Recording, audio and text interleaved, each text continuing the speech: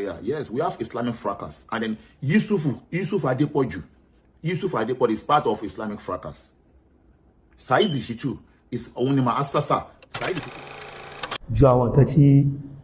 à ń gbọ́dọ̀ mi lọ. Náà, Sazina, Barakallahu fik. Interview kan ni wọ́n ṣe fún Malam Yusuf tí wọ́n béèrè lọ́wọ́ pé wọ́n pè Said Shitu ní ọmọ ìyá wọn pé pẹ̀lú gbogbo èyí tí Said Shitu tó ti ṣe nílẹ̀ Yorùbá láwọn ọ̀nà tó ti dá, Malam Yusuf wá ń pọ́n Said Shitu pé ọjọ́ ọmọ tó lé ní àwọn afẹnu àpọ́nlé wọ́n fi ń sọ̀rọ̀ Said Shitu lẹ́ni tí ó rà pọ́nlé fúnra rẹ̀, tí ó rà fún generation rẹ̀, àbí gbogbo àwọn àfá tó ti dọ̀tí tó lérò pé ìtàn gbàgbé rẹ̀ ni, ìwà láìtàn gbàgbé rẹ̀, kọ́lọ̀ kó bá lọ́rẹ̀ mi Said Shitu kó lọ́rẹ̀ ní gbogbo wa náà. Tìbí àfá Al-Alimah yìí ló kú táwọn èèyàn sọ rere ń pa wọn ṣe rere lẹ́yìn sọ lè ní sọ ni wọ́n ṣe rere ni.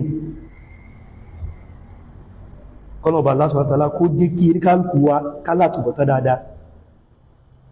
Ṣùgbọ́n ìta ń wá tá ń ṣe iṣẹ́ òun náà ni ó ma tọ́ka sátùbọ̀tán wa o. Ibn Durayd ó ní innamal mar'u hadithun ba'dahu fakun hadithan hasana liman wa'a. Ibn Durayd wọ́n ní ìtàwọn èèyàn bá ń sọ lẹ́yìn ikú ọmọ ànábì Ádámà, òun gẹ́gẹ́ ní ìkẹ́ tí ń sọ pàápàá ọmọ ànábì Ádámà yẹn tó bá jẹ́ rere ni láàfin ní àgbẹ̀nlé ọ̀sọ́dọ̀ Ọlọ́run pé àfá Ádámà yìí akọlọ́ ọba láà ní ìjẹ̀rẹ́ pé inú kí Ọlọ́run ló wà. Nahsibuhu kadhalik wallahu hasibuhu wala nuzakki ala Allahi ahadan. Àṣàfọ́mọ́ wọn o. Àfáwa ni fakun hadithan hasana, ìwọ náà jẹ́ ọ̀rọ̀ orí táwọn èèyàn máa sọ liman wa'a, fáwọn tí ó máa sọ jọ́rọ̀ orí fún wọn. Ẹ̀yọ́ ọmọ ìyá mi, Said Shitu lè kú lé ní ó lè kú lọ́la, èmi náà lè kú lé ní ó lè kú lọ́la, gbogbo a lè kú lé ní a lè kú lọ́la. Ẹnikálùkù náà bọ̀ ọmọ fúra pé ibi mo bá dé yìí pẹ̀lú ìyàndọ̀ Ọlọ́run àwọn èèyàn náà láti ní ìrere tí ẹmọ̀ sán pa ní, àbí bí mo bá dé yìí bá ilé kú báyìí àṣẹ́ ni gbogbo táwọn èèyàn mọ̀ sán pa ní tí ìbá sí láyé mọ́ ìyà ni fún nínú sàárè. So tó ṣẹlẹ̀ ní sísà mi dáadáa, sísà Zainab William kálábà mi ṣe dáadáa fún àtìgbà ọmọ ìyá Al-Ilaj Sheikh mi Abu Farida àti gbogbo ọmọ ìyá tí a jẹ́ olólùfẹ́ tí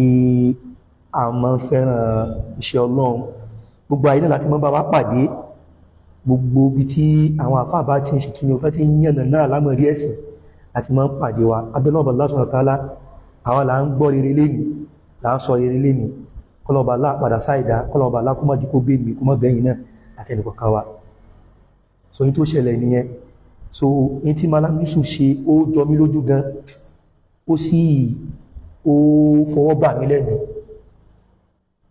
pé a ti oríṣiríṣi nǹkan tán ṣe bọ̀ látẹ̀yìn. Àwọn òpétọ́ ṣèbí inú àwọn tí wọ́n fún Said Shitu náà ní sójà àwọn Al-Sunnah, ṣèbí inú àwọn tí wọ́n fún wọn náà làwọn náà wá táwọn òpè àbí Malam Yusuf kọ́ ni. Malam Yusuf Ọlọ́run gbọ́n yìí, ẹ ṣalábọ̀ làákáyé, ẹni múrú àlára tí ní ìjọmọlúwàbí bẹ lára yìí, ẹ ṣe tí máa ń fẹnu ṣáàtà àwọn èèyàn mi ò tí rírí kí Malam Yusuf máa fẹnu ṣáàtà àwọn èèyàn, ó mọ dọ̀tí àwọn èèyàn. Ó dá in tí Said Shitu ń ṣe jẹ́ ilé ṣe dákan rẹ̀, ìbéèrè ni ó jẹ́ lè ṣe tán bá wá ṣe fún yín náà jẹ́ lè gbà ẹ kọ́kọ́ lè ṣe ẹ pàṣì ń bẹ̀ wọn. Ṣùgbọ́n èmi mọ̀ pé ẹ pàṣì níbi kó ṣe pé kéèyàn mọ irú tí Said Shitu ti ń ṣe fáwọn èèyàn ká mọ́ ṣe rẹ̀ fún ẹ pàṣì ń bẹ̀ wọn. Torí àìmọ̀ iye ọgọ́rùn èèyàn lẹ ti gbé lọ ilé ẹjọ́. Ká mọ́ talu personality yìí ni personality ti yín jọ yín lójú ṣùgbọ́n yín ò bá wọn tí wọ́n bá personality wọn tán bá jẹ́ ẹ̀ bá wọn bárata ṣe léyìí ṣe lára dédé ni ẹ jẹ́ ká gbé yẹ̀wò ní tí yóò bá sì lè gbà kò yẹ kó fi lọ ọmọ ẹlòmí nínú ẹni tó yẹ kó máa ṣiṣẹ́ underground lórí Saheed Shittu lẹ́wà pé ó ti bà nǹkan jẹ́ jìnà o kò sí ní dákáwọn ọmọ wá rí ọmọ mi kán máa rí mi mọ́ ọ kán máa wà rí pé ìgbé ayé rẹ̀ ń yàtọ̀ tí Saheed Shittu tó wá yàtọ̀ dè nínú ẹni tó yàtọ̀ náà ìbá ń gbọ́rọ̀ ẹnu ẹ̀ ń dápọ̀ kan ẹ̀já sí pé ẹni mélòó lókùn ti ń gbọ́ mọ́ ọ̀rọ̀ kan ìpè 6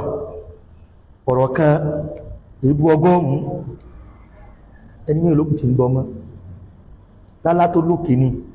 ilẹ̀ ló ń bọ̀ torí òwò tí wọ́n bá ti gbélẹ̀ tí ó máa lo ẹ̀kọ́ tọlọ́hun lórí òwò yẹn kò ní pẹ́ parun ẹwà Abu Sufyan tẹ jáde láyé la hawla wala quwwata illa billah kódà iyì tí Abu Sufyan tó wá nígbà tí ò sí láyé mọ́ ó ju ìtó nígbà tí ń bẹ láyé lọ ẹni mẹ́rin ló mọ̀ Abu Sufyan nígbà tí ń bẹ láyé ká gbéṣẹ́ gbé àwọn tó mọ̀ lẹ́nu tó wá ń dàbí pé kọ́lọ̀un fún níyànda àti padà wáyé tí gbogbo wá lè mọ́ rọ́lọ sọ́dọ̀ rẹ̀ báyìí pé Abu Sufyan dé a rí pé ẹni rẹ̀ ní ọ́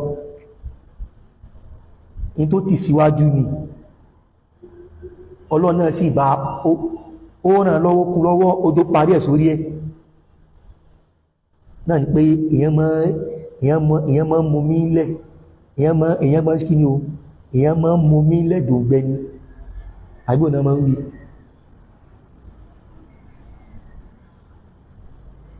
ìta Abu Sufyan ṣe lẹ̀ torí pé àṣílẹ̀ làbọ̀ wá bá ìwọ́n náà mọ́ wo tí wọ́n náà ti síwájú torí ibi tó bá ṣe dé orí nǹkan tó bá parí ẹ̀ lé lórí náà ni wá ti gbé ẹ̀dìdé so ká mọ́ yà káàkiri níta expect lọ́dọ̀ Malam Yusuf ni pé irú ìbéèrè tán béèrè lọ́wọ́ wọn kí wọ́n kàn mọ́ ṣìpẹ̀ fún Saheed Shittu lọ́dọ̀ ọgbà wọn tí ó ti ṣẹ̀ kọmọ bá wọn bẹ̀ wọ́n àwọn tán bá rántí orúkọ wọn kán dárúkọ wọn kọ̀ọ̀kan pé Dr. lágbájá Sheikh lágbájá gbogbo ọmọ bínú ó dá ìgbà tí Saheed Shittu tó ti wá lóun kú lórí pé òun bú àwọn èèyàn yìí tó lọ ń tọrọ àforíjì lọ́dọ̀ àwọn èèyàn tó ti bú tó ti ṣe tó ti mọ̀ àfá àrùsúnà mélòó lẹ́yìn rí nínú àwọn àfá àti wa tí Saheed Shittu tó lóun padà lórí àwọn ọ̀rọ̀ àrífín tó ti sọ sí wọn ṣáájú kò sí tó pé wò pé